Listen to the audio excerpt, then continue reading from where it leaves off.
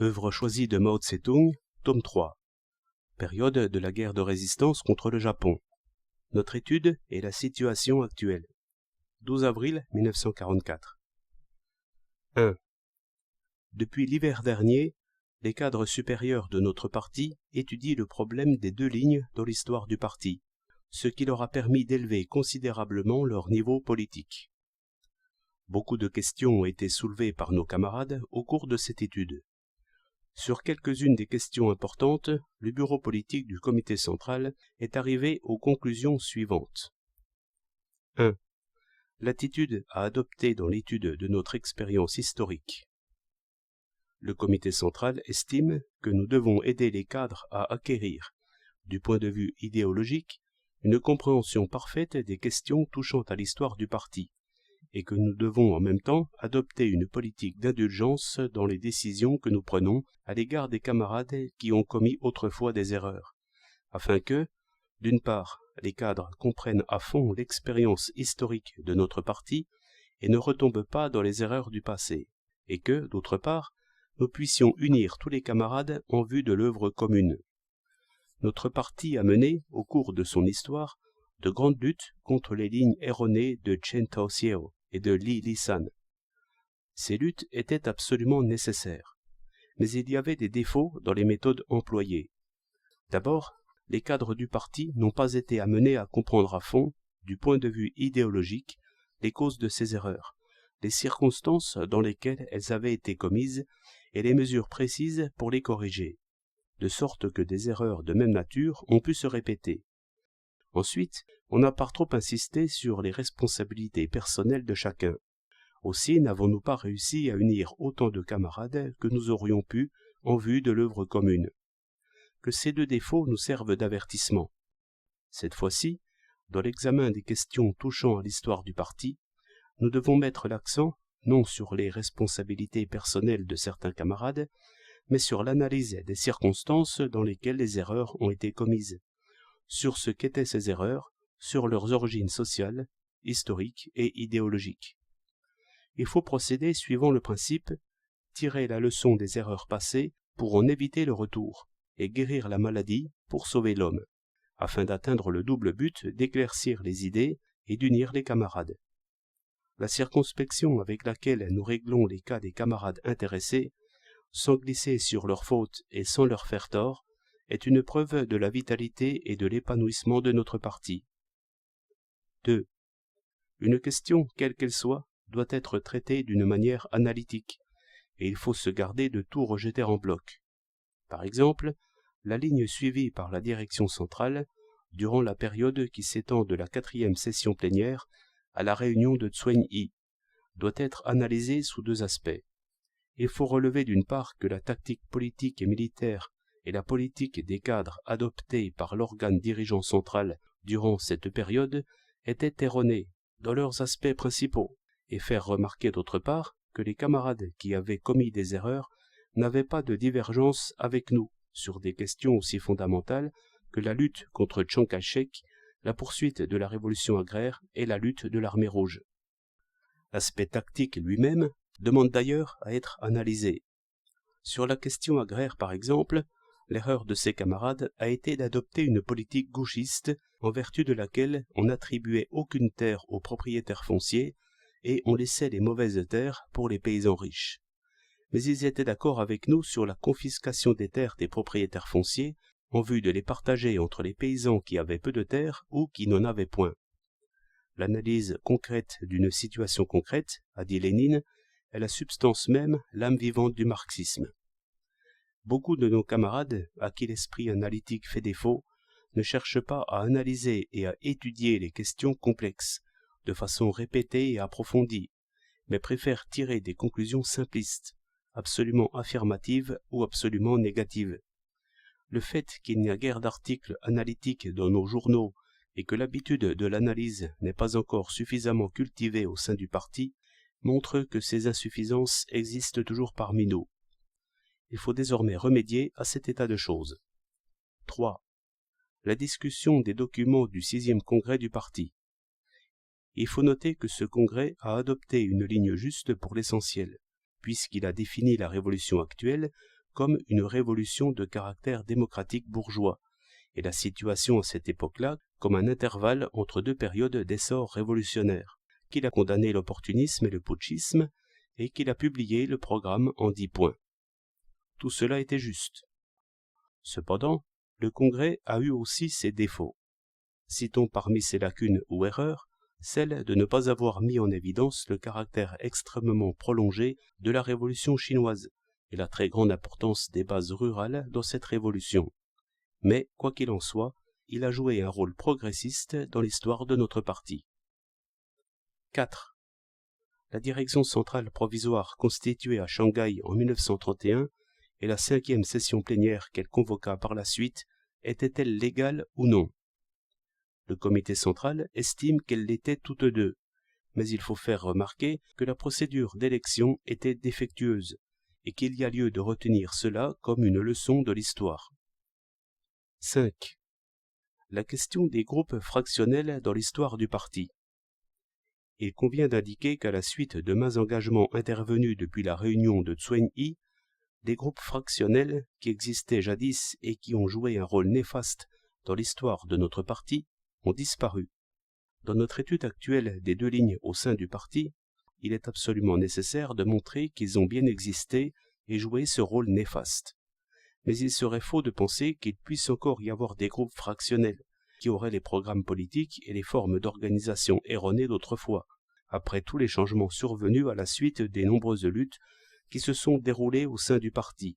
En janvier 1935, à la réunion de Zhuangyi, en octobre 1938, à la 6e session plénière du comité central issu du 6e congrès, en septembre 1941, à la réunion élargie du bureau politique, au cours du mouvement de rectification mené dans tout le parti en 1942 et du mouvement commencé en hiver 1943 pour l'étude des luttes qui avaient opposé les deux lignes au sein du parti.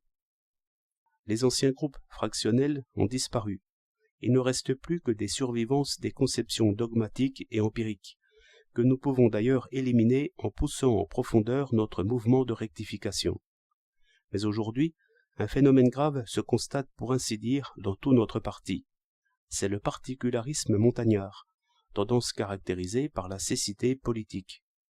Il y a par exemple un manque de compréhension, de respect et de solidarité entre camarades de diverses catégories, en raison des différences liées à leur passé de lutte, des différences entre les régions où ils travaillent, entre telle et telle base d'appui, entre régions occupées par les Japonais, régions contrôlées par le Kuomintang et bases révolutionnaires, et des différences entre leurs secteurs de travail, entre telle et telle unité de l'armée, entre tel travail et tel autre. Ce phénomène semble banal, mais en fait il nuit sérieusement à l'unité du parti et au renforcement de sa capacité de combat. Les racines sociales et historiques du particularisme montagnard résident dans le fait qu'en Chine, la petite bourgeoisie est particulièrement nombreuse, et que nos bases rurales sont depuis longtemps coupées les unes des autres par l'ennemi. La cause subjective en est l'insuffisance du travail d'éducation dans le parti. Dégager ces causes, persuader nos camarades d'en finir avec leur aveuglement et d'élever le niveau de leur conscience politique, aplanir les divergences de vues entre camarades, développer la compréhension et le respect mutuel, de façon à réaliser la grande unité de tout le parti, telle est l'importante tâche qui se pose à nous aujourd'hui. Une claire compréhension de ces questions par tous les membres du parti assurera non seulement le succès de l'étude que nous poursuivons actuellement, mais aussi la victoire de la révolution chinoise.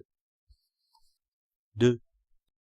La situation actuelle a deux caractéristiques. L'une est le renforcement du front antifasciste et le déclin du front fasciste.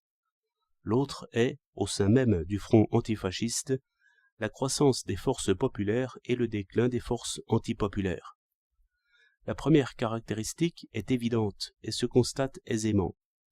Hitler sera bientôt vaincu et les agresseurs japonais, eux aussi, courent à la défaite. La seconde caractéristique n'est pas encore si évidente, et tout le monde ne peut la discerner aisément, mais elle devient de jour en jour plus manifeste, tant en Europe, en Grande-Bretagne et aux États-Unis qu'en Chine. Il faut expliquer la croissance des forces populaires en Chine en fonction du développement de notre parti. On peut distinguer 3 étapes dans le développement de notre parti durant la guerre de résistance. La première va de 1937 à 1940.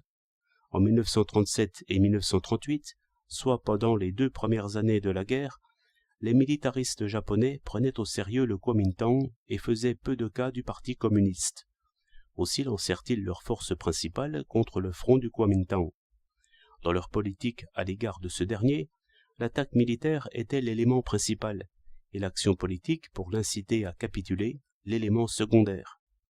Quant aux bases anti-japonaises dirigées par notre parti, ils leur accordaient peu d'importance, croyant n'avoir affaire qu'à une poignée de communistes engagés dans des actions de partisans. Mais, après avoir occupé Wuhan en octobre 1938, les impérialistes japonais se mirent à changer de politique, à prendre au sérieux le Parti communiste et à faire peu de cas du Kuomintang. À l'égard de celui-ci, l'action politique pour l'inciter à capituler devint alors l'élément essentiel, et l'attaque militaire l'élément secondaire. En même temps, ils déplacèrent peu à peu leurs forces principales pour les lancer contre les communistes, s'étant alors rendu compte que ce n'était plus le Kuomintang, mais le Parti communiste qu'il fallait redouter. En 1937 et 1938, le Kuomintang se montrait encore plus ou moins actif dans la guerre de résistance, et ses relations avec notre parti étaient encore relativement bonnes. Malgré de nombreuses restrictions, il laissait au mouvement populaire anti-japonais une liberté d'action assez grande. Mais après la chute de Wuhan, ses défaites dans la guerre et son hostilité croissante à l'égard du Parti communiste le poussèrent à devenir peu à peu plus réactionnaire, plus actif dans la lutte anticommuniste et plus passif dans la guerre de résistance. À la suite des revers subis dans la guerre civile, le Parti communiste n'avait en 1937 qu'environ 40 000 membres, bien organisés et une armée dépassant à peine 30 000 hommes. C'est pourquoi les militaristes japonais en faisaient peu de cas. Mais en 1940, l'effectif du parti avait atteint le chiffre de 800 000. Notre armée comptait près de 500 000 hommes, et la population des bases d'appui atteignait un total d'environ 100 millions d'habitants, si l'on compte tous ceux qui nous payaient l'impôt en céréales, y compris ceux qui devaient en outre le payer aux autorités fantoches. En quelques années, notre parti a étendu à tel point le théâtre des opérations, formé par les régions libérées, que nous avons pu empêcher pendant 5 ans et demi toute offensive stratégique des forces principales de l'envahisseur japonais contre le front du Kuomintang, attirer ses forces autour de nous, sortir le Kuomintang de la situation critique qui régnait sur son propre théâtre d'opération et soutenir une guerre de résistance prolongée. Mais, durant la première étape, certains de nos camarades ont commis une erreur. Ils ont sous-estimé l'impérialisme japonais. Ainsi ont-ils méconnu le caractère prolongé et acharné de la guerre, préconisé la primauté de la guerre de mouvement menée avec de grosses formations, et minimisé le rôle de la guerre de partisans. Ils ont compté sur le Kuomintang et, faute de lucidité, ils n'ont pas su appliquer une politique indépendante. D'où leur esprit de capitulation devant le Kuomintang et leur hésitation à mobiliser hardiment les masses pour créer des bases démocratiques anti-japonaises sur les arrières de l'ennemi et à augmenter largement les effectifs des forces armées dirigées par notre parti. D'autre part, les nouveaux membres que le parti avait recrutés en grand nombre n'avaient pas d'expérience et nos bases d'appui nouvellement établies derrière les lignes ennemies n'étaient pas encore consolidées. Durant cette étape, une certaine suffisance apparut dans nos rangs en raison du cours favorable des événements, de l'essor de notre parti et de nos forces armées, et beaucoup de nos membres s'enflèrent d'orgueil. Cependant, nous sommes venus à bout de la déviation de droite dans le parti, et nous avons appliqué une politique indépendante. Nous n'avons pas seulement porté des coups à l'impérialisme japonais, créé des bases d'appui et développé la 8e armée de route et la nouvelle 4e armée. Nous avons aussi fait échec à la première campagne anticommuniste du Kuomintang. Les années 1941 et 1942 constituent la deuxième étape. Afin de préparer et d'entreprendre la guerre contre la Grande-Bretagne et les États-Unis, les impérialistes japonais intensifièrent encore l'application de la politique qu'ils avaient adoptée après la chute de Wuhan, en faisant porter leurs attaques principales non plus sur le Kuomintang, mais sur le Parti communiste. Ils massèrent des effectifs encore plus importants de leurs forces principales autour de toutes les bases d'appui dirigées par le Parti communiste, firent se succéder leurs campagnes de nettoyage et appliquèrent leur politique brutale de tout brûler, tout tuer, tout piller, concentrant leurs attaques contre notre parti. Aussi ce dernier se trouva-t-il, durant ces 2 années, dans une situation extrêmement difficile. Nos bases d'appui se rétrécirent, la population tomba au-dessous de 50 millions d'habitants, la 8e armée de route fut réduite à quelque 300 000 hommes, nos pertes en cadres furent très lourdes, nos finances et notre économie durement touchées. Pendant ce temps, le Kuomintang, se sentant les mains libres, combattait notre parti par tous les moyens. Il déclencha sa 2e campagne anticommuniste, conjuguant ses attaques avec celles des impérialistes japonais. Mais cette situation difficile fut pleine d'enseignements pour nous, communistes, et nous apprit beaucoup de choses. Nous avons appris à combattre les campagnes de nettoyage de l'ennemi, sa politique de grignotage, sa campagne pour le renforcement de la sécurité publique, sa politique de tout brûler, tout tuer, tout piller, et celle d'arracher aux nôtres des rétractations de leurs opinions politiques. Nous avons appris ou commencé à apprendre comment appliquer le système des 3 tiers dans les organes du pouvoir du Front uni, comment mettre en pratique la politique agraire, comment entreprendre le mouvement de rectification des 3 styles, style du parti dans ses relations intérieures et extérieures et style de nos écrits, comment appliquer la politique, moins de troupes mais de meilleures et une administration simplifiée, ainsi que celle de l'unification de la direction, comment étendre le mouvement pour le soutien au gouvernement et l'amour du peuple, et enfin comment développer la production. Nous avons éliminé maints défauts, dont cette suffisance qui s'était manifestée chez nombre de nos camarades au cours de la première étape. Bien que nous ayons subi de lourdes pertes durant cette 2e étape, nous avons tenu bon. Nous avons repoussé d'un côté les attaques de l'envahisseur japonais et de l'autre la 2e campagne anticommuniste du Kuomintang. Les attaques du Kuomintang contre le Parti communiste et les luttes que nous avons dû soutenir pour notre légitime défense ont par ailleurs engendré dans le parti une sorte de déviation gauchiste. Ainsi, par exemple, croyant à une rupture prochaine de la coopération entre le Kuomintang et le Parti communiste, on s'est attaqué outre mesure aux propriétaires fonciers et on a négligé de rallier les non-communistes. Mais là encore, nous sommes venus à bout de la déviation. Dans notre lutte contre les frictions créées par le Kuomintang, nous avons affirmé le principe que nous devions avoir le bon droit de notre côté, nous assurer l'avantage et garder la mesure. Dans notre travail du Front uni, nous avons montré la nécessité de pratiquer l'union et la lutte, l'union par la lutte, ce qui nous a permis de maintenir le Front uni national anti-japonais dans nos bases d'appui comme dans l'ensemble du pays. La 3e étape va de 1943 à aujourd'hui. Nos mesures politiques sont devenues plus efficaces. En particulier, le mouvement de rectification des 3 styles et le développement de la production ont donné des résultats si décisifs que notre parti s'est acquis sur le plan idéologique et matériel une position inexpugnable. De plus, nous avons appris ou commencé d'apprendre, l'année dernière, à procéder à la vérification des cadres et à mener la lutte contre les agents secrets. C'est dans ces circonstances que nos bases d'appui ont repris leur expansion, que leur population s'est élevée à plus de 80 millions d'habitants, si l'on compte tous ceux qui nous paient l'impôt en céréales, y compris ceux qui doivent en outre le payer aux autorités fantoches, que notre armée a vu ses effectifs passer à 470 000 hommes et notre milice populaire à 2 270 000 hommes, que notre parti a pu porter les siens à plus de 900 000 membres. En 1943, les militaristes japonais n'ont guère modifié leur politique à l'égard de la Chine. C'est en effet toujours sur le Parti communiste qu'ils font porter leurs attaques principales.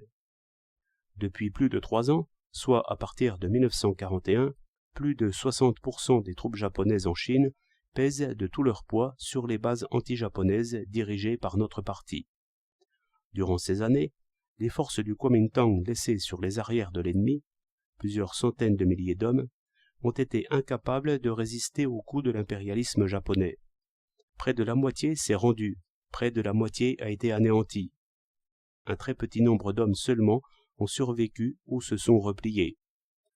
Les troupes qui ont capitulé devant l'ennemi se sont tournés ensuite contre notre parti, qui a dû ainsi, par surcroît, résister à plus de 90% des troupes fantoches. Le Kuomintang a eu seulement à résister à moins de 40% des forces japonaises et à moins de 10% des troupes fantoches. Durant les 5 ans et demi qui se sont écoulés depuis la chute de Wuhan, en octobre 1938, les militaristes japonais n'ont déclenché aucune offensive stratégique contre le front du Kuomintang. Ils se sont limités à quelques actions relativement importantes à l'échelle opérationnelle, dans le Zhejiang-Jiangxi, à Changsha, dans le Hebei occidental, dans le Henan du Sud et à Changte, qui n'étaient au fond que de simples incursions, alors qu'ils concentraient l'essentiel de leur attention sur les bases anti-japonaises dirigées par notre parti. Dans cette situation, la politique adoptée par le Kuomintang a été de se retirer dans les montagnes et de regarder les autres se battre. Ils se contentaient de parer les coups quand l'ennemi attaquait et se croisaient les bras quand il se retirait. En 1943, le Kuomintang pratiqua une politique intérieure encore plus réactionnaire et lança sa 3e campagne anticommuniste que nous avons également fait échouer. De 1943 au printemps de cette année, les agresseurs japonais n'ont cessé de perdre du terrain sur le front du Pacifique, tandis que les États-Unis intensifiaient leur contre-offensive. Et maintenant, à l'ouest, Hitler chancelle sous les coups puissants de l'armée rouge soviétique. Pour éviter la défaite, les impérialistes japonais ont conçu l'idée de s'emparer des voies ferrées Peiping-Hankeo et Hankeo-Canton, sur toute leur longueur, et, voyant que leur politique pour inciter le Kuomintang de Chongqing à capituler n'a pas encore donné de résultat, ils ont estimé nécessaire de lui porter un nouveau coup. C'est pourquoi ils ont élaboré pour cette année le plan d'une offensive de grande envergure contre le front du Kuomintang. La campagne du Henan dure depuis plus d'1 mois. L'ennemi n'y a engagé que quelques divisions, et pourtant les troupes du Kuomintang, fortes de plusieurs centaines de milliers d'hommes, se sont enfuies à la débandade sans livrer bataille. Seules les troupes dites d'amalgame ont été capables d'offrir quelques résistances. Dans les forces commandées par Tang Henpo, les officiers sont coupés de leurs hommes, et les soldats de la population. C'est le désordre complet, et plus des 2/3 des effectifs ont été perdus. De même, les quelques divisions que Hao Tsong-nan a envoyées dans le Henan se sont effondrées au premier choc. Cette situation résulte uniquement de la politique réactionnaire appliquée par le Kuomintang depuis quelques années. Pendant 5 ans et demi, depuis la chute de Wuhan, le théâtre d'opération des régions libérées, dirigé par le Parti communiste, a assumé la lourde tâche de résister aux forces principales de l'envahisseur et des fantoches. Bien que certains changements soient possibles dans l'avenir, ils ne pourront être que passagers, car le Kuomintang, qui se trouve dans un état de dégénérescence extrême par suite de sa politique réactionnaire de résistance passive au Japon et de lutte active contre les communistes, subira certainement de graves revers, ce qui rendra plus lourde encore la tâche de notre parti dans le combat contre l'envahisseur et ses fantoches. En assistant pendant 5 ans et demi aux événements les bras croisés, le Kuomintang a perdu sa capacité de combat. En menant pendant 5 ans et demi une lutte opiniâtre, le Parti communiste a renforcé la sienne. Voilà qui décidera du sort de la Chine. Comme nos camarades ont pu le constater, au cours des 7 années qui se sont écoulées depuis juillet 1937, les forces démocratiques populaires, dirigées par notre parti, ont traversé successivement les 3 phases suivantes. Essor, recul, nouvel essor.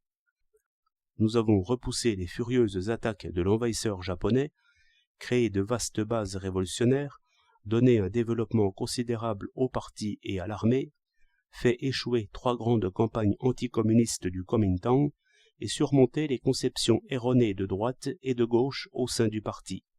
Ce dernier a donc acquis une riche et précieuse expérience.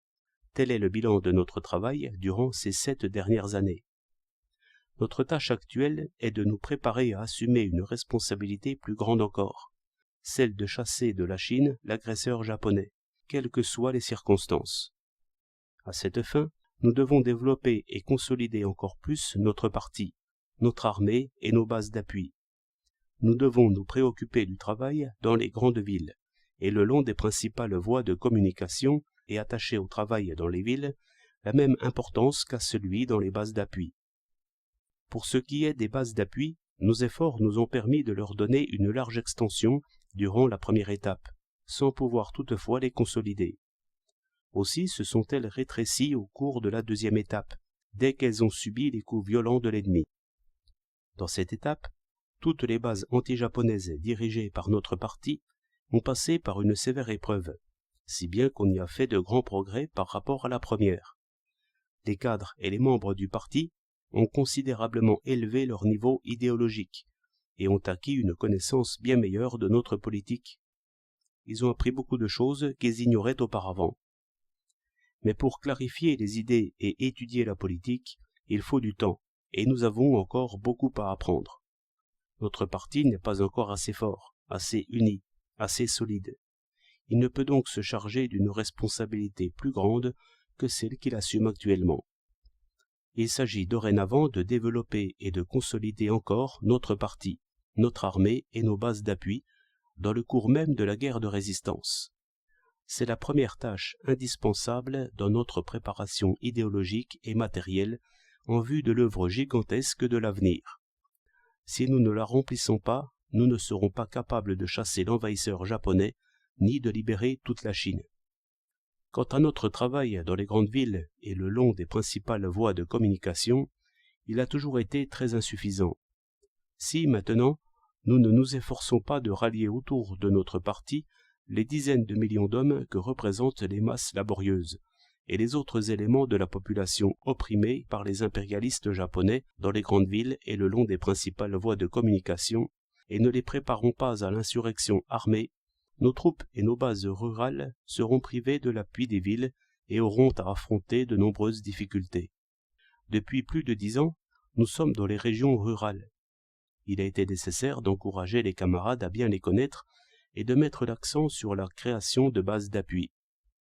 Au cours de cette période, la tâche de préparer des insurrections dans les villes, telle qu'elle a été décidée par le 6e congrès du parti, n'a pas été exécutée et elle ne pouvait pas l'être. Mais maintenant, c'est différent. La résolution du 6e congrès sera appliquée après le 7e.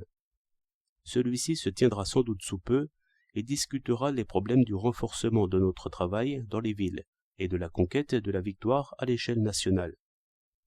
La conférence industrielle de la région frontière du Shensi Kanso Ninsha, qui siège ces jours-ci, est d'une grande importance. En 1937, la région frontière avait en tout et pour tout 700 ouvriers. En 1942, leur nombre est passé à 7000, et maintenant il est de 12 000.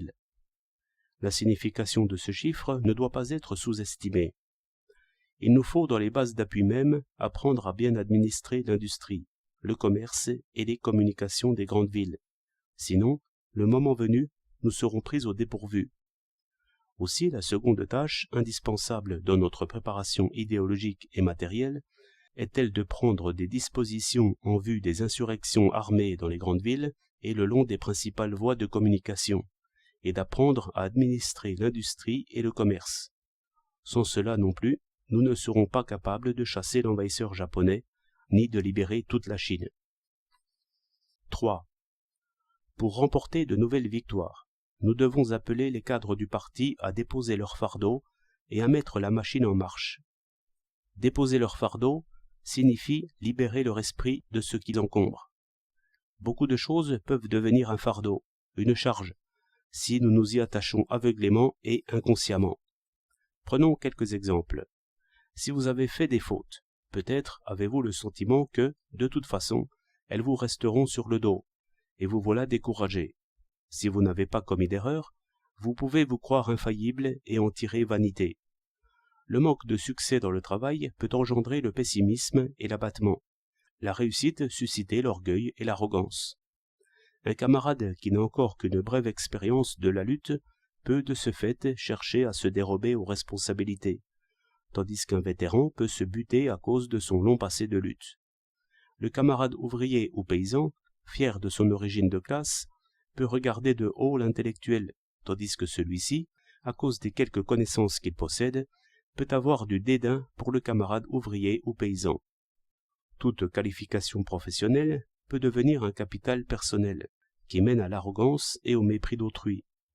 Même l'âge peut être un motif de vanité. Les jeunes, se croyant intelligents et capables, mésestiment les vieux, et ceux-ci, parce qu'ils sont riches d'expérience, dédaignent les jeunes. Tout cela devient charge ou fardeau quand la conscience critique fait défaut.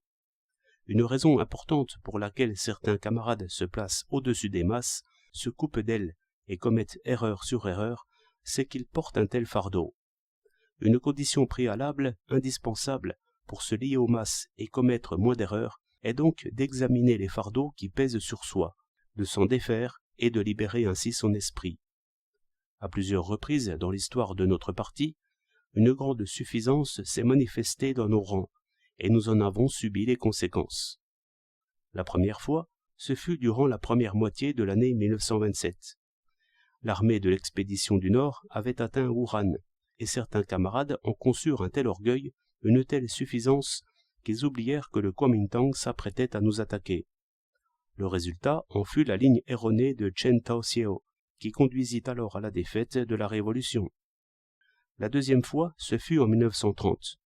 Profitant d'une guerre de grande envergure menée par Chiang Kai-shek contre Feng Yuxiang et Yan Xishan, l'armée rouge gagna quelques batailles, et de nouveau, certains camarades se laissèrent gagner par l'orgueil et la suffisance. Le résultat en fut la ligne erronée de Li Lisan, qui à son tour causa des pertes aux forces révolutionnaires. La troisième fois, ce fut en 1931.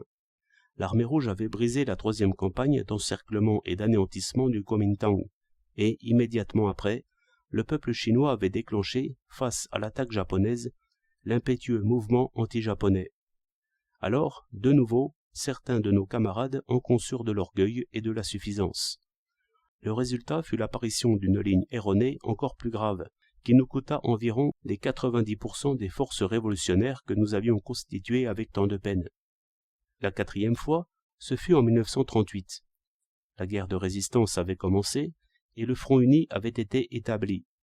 Une fois de plus, certains camarades s'abandonnèrent à l'orgueil et à la suffisance, ce qui leur fit commettre une erreur assez analogue à la ligne de Chen Tao-Siao. Cette fois encore, le travail révolutionnaire en souffrit énormément, là où les effets de leurs idées erronées s'étaient fait le plus vivement sentir. Dans tout le parti, les camarades doivent donc tirer la leçon de ces exemples d'erreurs nés de l'orgueil. Récemment, nous avons fait réimprimer l'essai de Kuo Mouzhou sur Li Tzu-cheng pour que les camarades puissent dégager un enseignement de cette histoire et qu'ils ne se laissent plus gagner par la suffisance dans les moments de succès. Mettre la machine en marche signifie faire bon usage de l'organe de la pensée. Certains camarades, bien qu'aucun fardeau n'accable leur esprit et qu'ils aient le mérite d'être liés aux masses, ne savent pas réfléchir et ne veulent pas se creuser la cervelle. Aussi n'arrivent-ils pas à accomplir leurs tâches. D'autres se refusent à se servir de leur cerveau parce que le fardeau qui pèse sur eux engourdit leur intelligence. Lénine et Staline ont souvent conseillé de bien réfléchir, et nous donnerons le même conseil. Le propre de cette machine que constitue le cerveau, c'est de penser. Mencius disait « La fonction de l'esprit est de penser ». Sa définition du rôle du cerveau est juste. Nous devons toujours utiliser notre cerveau et bien réfléchir à chaque chose. Un dicton affirme « Un froncement de sourcils et un stratagème vient à l'esprit ». En d'autres termes, mûre réflexion engendre sagesse. Pour nous débarrasser de la pratique, répandue dans notre parti, d'agir à l'aveuglette, nous devons encourager nos camarades à réfléchir, à apprendre la méthode de l'analyse et à en cultiver l'habitude. Cette habitude est loin d'être courante dans notre parti. Si nous déposons nos fardeaux et mettons la machine en marche, si rien ne nous accable et si nous savons réfléchir, nous serons victorieux.